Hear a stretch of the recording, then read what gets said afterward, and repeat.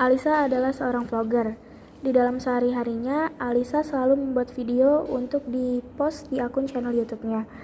Suatu hari, Alisa berinisiatif untuk membuat acara podcast.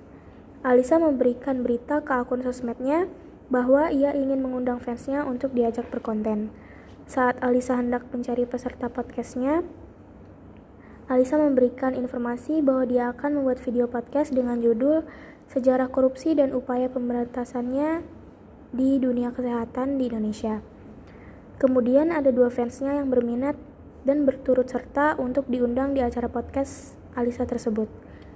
Di keesokan harinya, dua fansnya itu datang ke studio acara di mana Alisa akan melakukan podcast. Oke, kembali lagi di podcast TGM bersama aku Alisha. Yang pasti aku sekarang pengen ngundang dua mahasiswi yang istimewa banget. Terus mereka juga masih semester 2 ya, baru banget masuk. Jadi sekarang kita panggilin aja. Ayo masuk guys.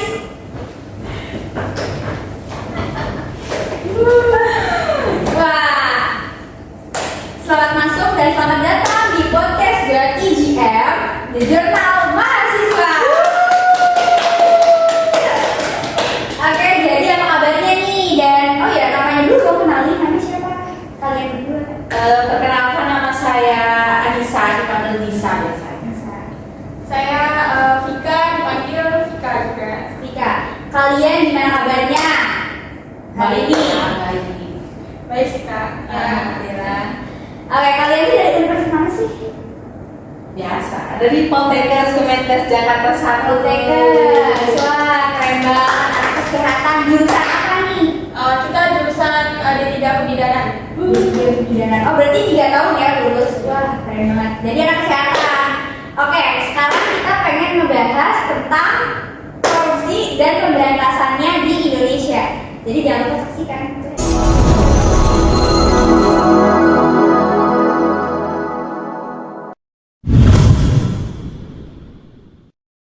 Nah, di sini itu kan kita mau ngebahas korupsi nih. Menurut kalian korupsi itu gimana sih dan apa dampaknya di kesehatan? Jurusan kesehatan. Mungkin menurut saya sih Kak, kalau kita melakukan korupsi itu akan merugikan masyarakat ya, apalagi banyak sekali yang korupsi di zaman sekarang ini, apalagi teknologi sekarang semakin canggih, terus itu sih dampaknya bakal merugikan banget sih buat diri kita apa diri orang lain. Nah, juga kan mungkin orang awam tuh ya tuh korupsi kan biasa aja gitu ya. Terus juga kalau misalkan dilihat dari dampaknya itu sangat luar biasa. Kayak saya juga sebagai mahasiswa mungkin bisa membantu kepada masyarakat. Apa aja sih dampak dari terjadinya korupsi di Indonesia ini? Nah, terus bagi kalian nih sebagai mahasiswi, korupsi itu gimana sih dampaknya buat mahasiswa sendiri? Kalau menurut saya pribadi itu korupsi itu sangat-sangat merugikan banget buat diri kita, apalagi itu sebagai mahasiswi itu harus mencantumkan penanaman anti korupsi kepada masyarakat. Terlebih lagi kalau misalnya kita perbuatan curang maupun barang ataupun jasa itu mungkin akan merugikan juga kepada orang lain gitu. Kalau menurut Vika gimana? Iya sih, kayak saya juga sependapat sama dia. Terus juga kalau misalkan korupsi itu sebenarnya orangnya tuh nggak mau korupsi, tapi karena mungkin lihat orang lain korupsi, terus juga orang lain tuh kayak jadi ngambil haknya, bukan ngambil hak orang lain yang bukan hak dia gitu sih. Wah, hebat sekali adik-adik. Memang korupsi itu sangat merugikan. Jadi jangan pernah ditiru ya buat kalian yang nonton, jangan pernah ditiru. Nah, terus kalian kan sebagai mahasiswi ya, hal seperti itu baik gak menurut kalian? Iya pasti nggak baik sih Kak. Kayak sangat merugikan diri sendiri dan orang lain. Terus juga saya tuh pribadi selalu gini melihat kelakuan orang yang melakukan korupsi. Terus juga apalagi kadang melihat orang yang tidak melakukan korupsi melainkan melakukan perbuatan lain yang berbanding terbalik.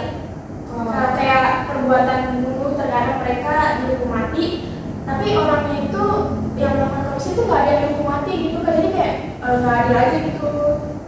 Jadi perbuatan curang banget. Iya. Nah, mungkin ada kalian di dekat kalian yang nggak sengaja korupsi. Misal kayak menggelapkan uang kas, atau bisa jadi uang arisan di kampus. Itu pernah pasti ada dong kejadian kayak gitu. Mungkin bagi saya akan memberikan arahan ya bahwa kayak jangan melakukan korupsi kepada teman sejagat kita. Apalagi kita di sini masih mahasiswi yang dimana itu kita membutuhkan bimbingan lebih kepada masyarakat, kepada yang lebih tua daripada kita. Terus kita juga masih zaman sekarang kan kita juga harus memberikan arahan yang baik kepada adik-adik kita yang kebawahannya nanti yang buat menjadi tumbuh kembang sejahtera yang nggak mau korupsi gitu. Kalau menurut Tika gimana? Saya mau nambahin, saya juga selaku bendahara di kelas kita ya. Wah, keren banget bendahara. Jadi kan tadi kan disinggung juga kan kayak masalah penggelapan uang kas itu. Saya sebagai bendahara juga ya, sebaiknya tuh jangan kayak ada yang ditutup-tutupin, terus juga kayak ya nggak baik aja sih kalau misalkan uang kas aja dihilang atau digelapin itu kayaknya nggak banget gitu. Gak masuk akal juga nggak sih? Oke. Nah, jadi saya mau nanya lagi nih. Kalau kata kalian perubahan korupsi dari zaman dulu ke zaman sekarang itu gimana sih? Coba sekarang saya maunya Tika dulu coba ini gimana? Mungkin makin bertambahnya perkembangan teknologi bukan menjadi salah satu hambatan orang yang ingin korupsi menjadi tidak korupsi karena tidak ada perubahan perilaku mereka, apalagi di zaman pandemi kemarin banyak orang yang tidak bekerja karena diberhentikan maupun dipecat dan keuntungan usaha juga makin dikit gitu Kak. Oke. Jadi saya masih bertanya lagi kan nih? Boleh. Oke, kalian kan anak kesehatan nih. Menurut kalian di mana tempat terjadinya korupsi di sektor kesehatan? Dan juga apa akibat terjadinya korupsi di kesehatan? Kan teman-teman juga pengen tahu tuh. Kalau menurut saya pribadi ya kan saya sebagai mahasiswa yang sangat kooperatif banget buat anti korupsi ini.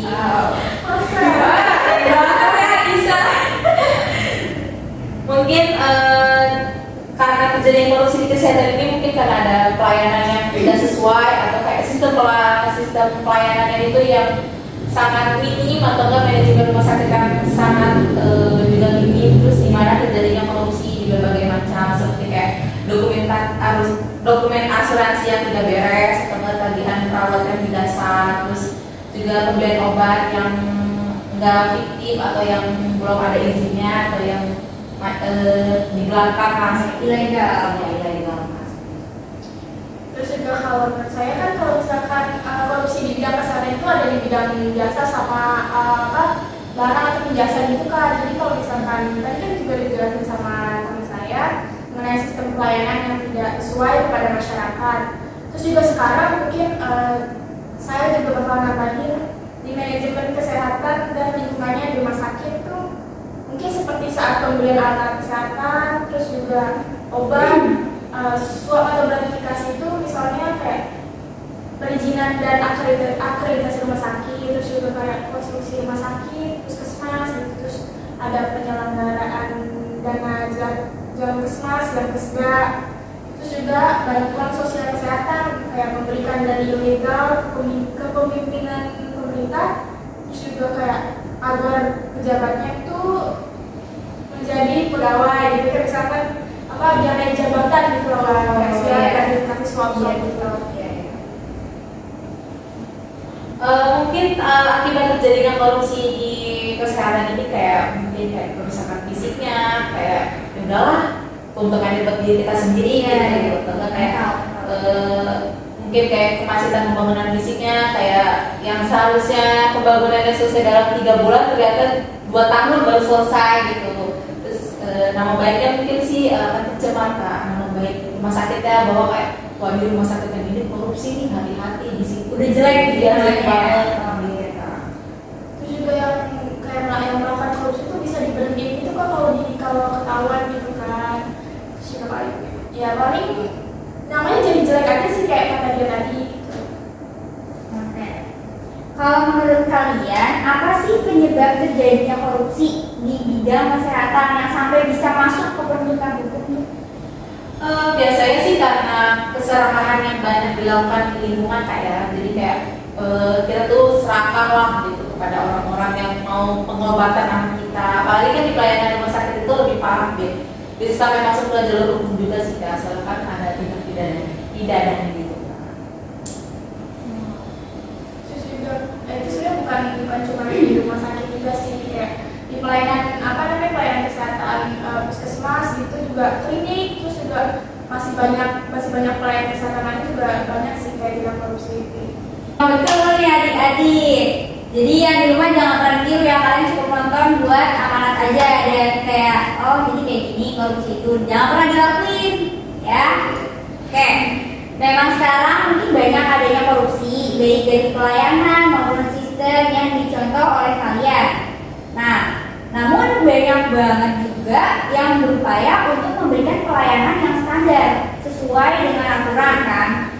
Nah, gimana sih upaya kalian sebagai mahasiswi yang dapat berkurangnya korupsi ini di Indonesia? Apalagi sekarang teknologi sudah maju dan juga banyak orang-orang yang dikorupsi di internet maupun di dunia nyata. Menurut saya sih ya, upaya kita tuh sebagai mahasiswi yang sangat mengapresiasi banget untuk tidak korupsi itu seperti kayak mengurangi, kayak membuat seminar bersama teman kita, kayak teman kampus, teman sekolah, ataupun teman alumni kita, atau enggak kayak masyarakat. Kalau misalnya sedang waktu senggang gitu kan, kita yang membuat rencananya gitu. Terus juga kayak penyuluhan kepada masyarakat, kayak penyuluhan untuk tidak melakukan korupsi, atau bisa melalui media kayak media cetak ataupun video kan. Sekarang kan internet makin banyak kan, kita bisa mengupload video anti korupsi itu kepada orang-orang seperti di YouTube. Makin mudah banget Kak. Jangan sekarang. Benar sih. Terus juga mungkin dengan bimbingan dan penyuluhan ke masyarakat itu kan, baik pada sebelum kuliah, kerja lapangan gitu, atau kesempatan yang lain, ya masalah korupsi di bidang kesehatan itu, jadi bisa melakukan penyuluhan gitu. Nah, ya. Sudah cukup kali ya pertanyaannya? Banyak juga ya. Oke, ternyata korupsi itu sangat buruk dampaknya buat kita pribadi, buat orang lain, buat orang sekitar, itu juga bahaya banget ya. Oke, terlebih lagi dari korupsi dapat merugikan negara dan juga merugikan diri sendiri. Jadi untuk penonton yang sudah tahu nih korupsi kayak gimana, jangan pernah tiru. Oke, terus zaman sekarang yang teknologi sudah canggih bisa memberikan arahan kepada anak-anak yang nonton, ibu-ibu atau bapak-bapak ya, untuk tidak meniru hal seperti ini. Hal korupsi itu benar-benar parah banget, pokoknya jangan ditiru dan jangan pernah diketahui juga lah ya, kayak cuma taunya yang baik-baik aja. Oke, sebelum ditutup, kalian nih ada nggak sih yang mau kalian sampaikan ke penonton saya nih? Yang pasti kan dia kan banyak ya, ada berusia masih kecil dan besar. Kalian apa yang mau kalian sampaikan? Pertama-tama saya sama rekan saya ucapin terima kasih buat kakak karena udah undang kita kesini gitu kan. Kami juga masih semester 2 gitu kan, kayak untuk nanti kita bisa diundang kakak sehari. Terus juga yang lagi nonton juga diharapkan untuk tidak melakukan korupsi dalam hal apapun ya. Itu aja sih dari saya. Mungkin dari saya sih terima kasih juga kepada Kak Alisa yang sudah memimpin kita dan mengarahkan kita dan mengajarkan kita untuk tidak berbuat korupsi dan selalu berupaya juga untuk tidak ada terjadinya korupsi di sekitar kita seperti itu Kak. Oke, baik, terima kasih buat kalian yang udah berminat untuk diajak di podcast aku TGR. Nah, sangat mengapresiasi kalian sebagai mahasiswa agar tidak terjadi korupsi. Saya Alicia pamit undur diri, kurang lebihnya mohon maaf dan terima